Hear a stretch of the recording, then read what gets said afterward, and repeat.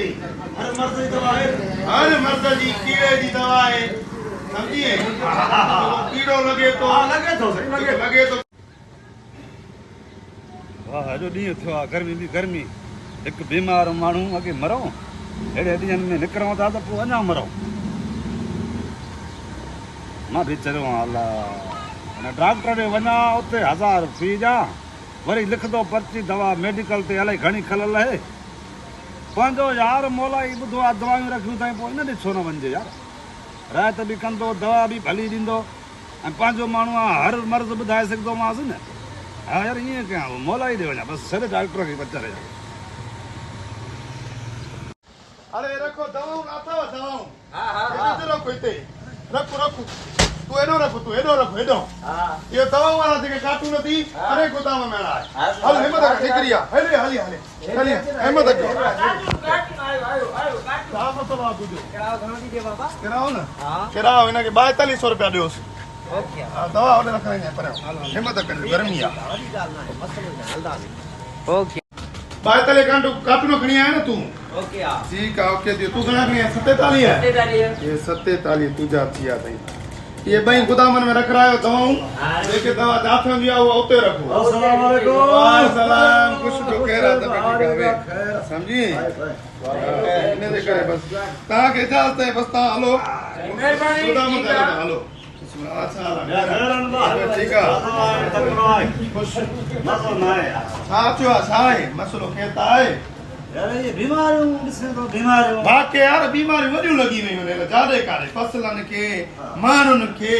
इहे त पकाए छॾियो था। वरी अॼु वरी मां वरी पाण निकितो मो हा मां त यार को दवा दारू कजे साईं ज़रूरी आहे माण्हू जातो खाए उन जी दवा कजे। हा समझी हा कहिड़ी दवा खपई शादी खपई डॉक्टर ॾे वञा पियो वरी ईअं रस्ते में ख़्यालु अची वियो मां यार मौला ई दुकान खोलियो आहे पंहिंजो हर दवा रखे थो मां खे बि मतलब कहिड़ी खुटी खयो डॉक्टर जे पेड़ चढ़ाव जी सही कल लाराया सही दोस्त माण्हू आयो कुझु रायत कंदो रायत बाक़ाइदे तो तोखे राती मिलंदी दवा जहिड़ी बढ़ती हर मर्द जी दवा आहे हर मर्द जी कीड़े जी दवा है समझिए।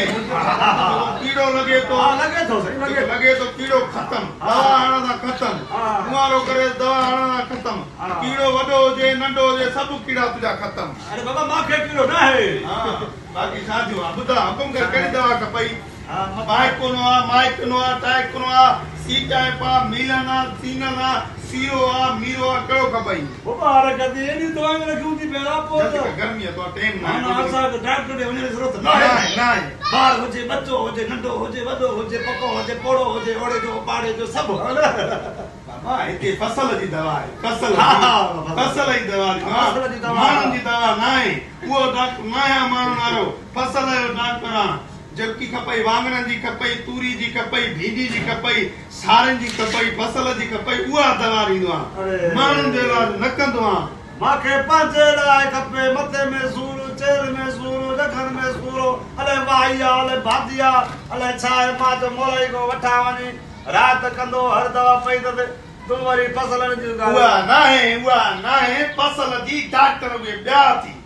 ॻोल्ह वञी ॿिया पोइ त बोकार असांखे मलदा न खणंदा आहियूं त फसार पी उहो न आहे न मूं वटां दवा वाङणनि जी बसरनि जी टमाटनि जी फसल जी मां त चवां थो हिक हिक ॿुची दे माना मथे जो सूर ख़तम थिए चेर पए वरी गिची में न हाणे हल तूं डॉक्टर जी ॻाल्हि करे तोखे नशो खई आहे अरे गोॾे में चयूं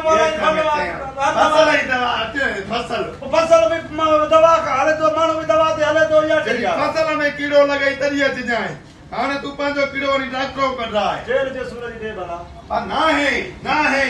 फसल यार अजब ॻाल्हि इंसान जी दवा डॉक्टर कंदा आहिनि मां न कंदो आहियां फसल जी हलो माना फसल जी छा हा हलो बाक़ी माण्हू मरे त मरे हलो मां चवां